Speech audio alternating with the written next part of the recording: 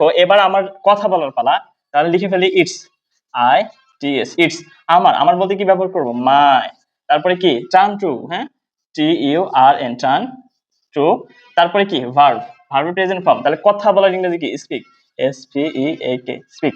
তাহলে এবার আমার কথা বলার পালা, it's my turn to speak.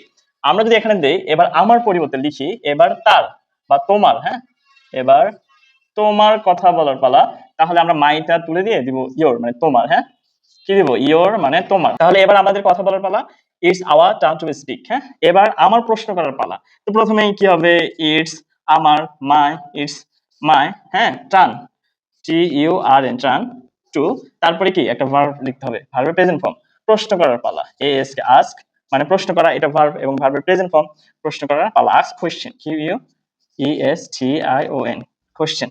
আচ্ছা, কোশ্চেন দিয়ে দিলাম, হ্যাঁ। এবার আমার প্রশ্ন করার পালা, তাহলে it's my turn to ask question. আমার সাথে সাথে বলেন, এবার তোমার যাওয়ার পালা, it's your turn to go, এবার তোমার আসার পালা, it's your turn to come.